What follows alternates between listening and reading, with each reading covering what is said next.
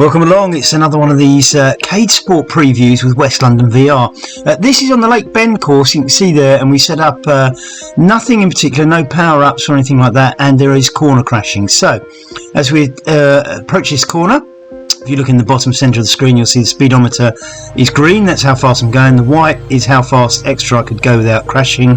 The red, if I go into that, I will crash. So, very gingerly around that corner and safely around onto the straight of this Lake Bend course. No idea where this is set, somewhere in the US, clearly.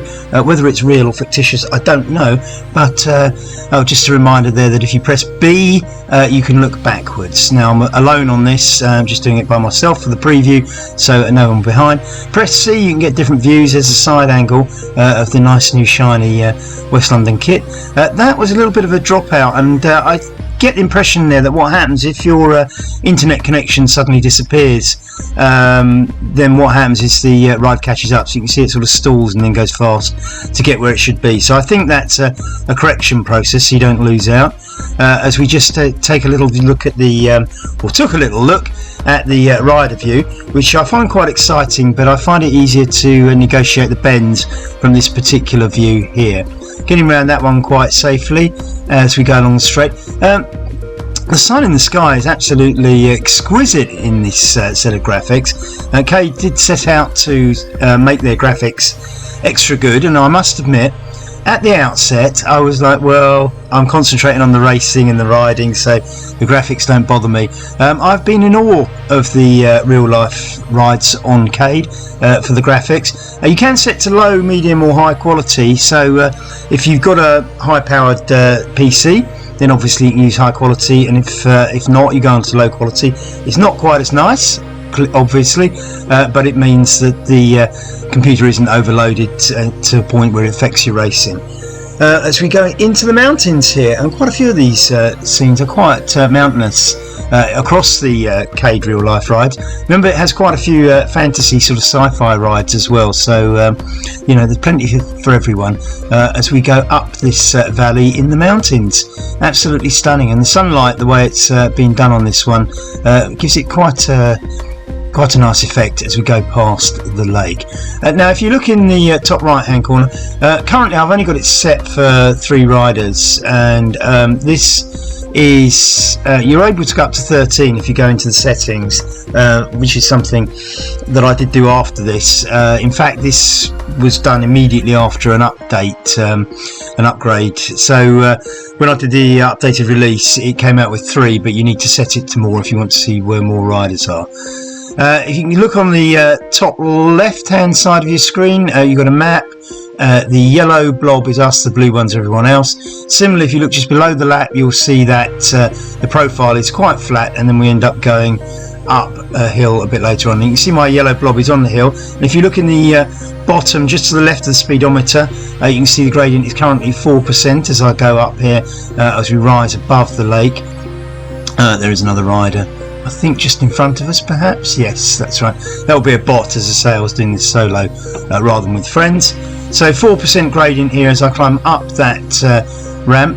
Now when we get to the top, it's downhill to the finish. There will be a couple of laps, no, 3 laps I think for this one in the actual race. So I think it's about 4 kilometers, so I set it at 3 laps, so it's just under 13 kilometers in the actual race as we catch up with somebody in front of us. As I say, these were bots. I was just doing this as a solo ride in order to do the preview for the race. So getting towards the top, still at 4%, it's quite steady. This will be, I suppose, the telling point of any race. Perhaps more than the corners, because the corners aren't the sharpest, shall we say, and depending how sweeping the bends are or how sharp and acute they are, it affects how likely you are to crash. Of course, in race VEER4 we had quite a few crashes, which had quite an influence on the outcome of the race. As we get over the top, the gradient disappears, you'll see from the bottom of your screen. We've got 1.8 kilometers to go. If you look on the left where the pink arrow is on your screen, just look to the right of that, it says lap 1. 2.5 kilometers done, 1.7 to do, and we can see at the bottom of the data there that we've done 2.6 altogether. When we go into lap 2, that will continue counting how much we've done as we go through this rocky scenery. And stunning. This is not real, but it is nevertheless quite stunning and picturesque, and I'm quite surprised how in awe of it I was. As I say, I didn't really think that this scenery would be of much interest to me, as I'd be concentrating on the racing, and this has been so untrue. Similarly, I didn't actually think at the outset that the crashing would be as much fun as it is. So you can see the gradient here now -2% as we drop down towards the start line. Only 1.3 kilometres to go. We'll do that 3 times in the actual race, so look forward to that. Speed getting up to 45.7. Remember when you join the race to join in Pro Power, otherwise you won't be in the same race as everybody else, and it'll be harder if you do it in Raw Power. So make sure you're in Pro Power. If you want to chat to us during the race, remember on the audio selection you can see just below the CADE logo in the bottom left there's a microphone. If you click that, you will be able to speak and listen to everybody else, but remember you do need to be in playlist to speak to everybody else on the same race as you. Carrying this downward descent, and not far to go. Still on lap 1 here, and just 700 meters to go as we go down. You can see the mist in the mountains there, just in the distance. You see clearly dropping the gradient now down to -6%, so quite a speedy descent now down to the finish. Remember though, you'll have to do the climb on laps 2 and lap 3 as well, right up to 52 kph here, and into the last 300 meters. As I say, none of these bends particularly hard. You're less likely to crash than we were in race VEER4. VE stands for Virtual Equalised E-Racing. Remember, everybody's equalised because we're all in Pro Power. We have the same power. Anybody can win it as we head down to the start line.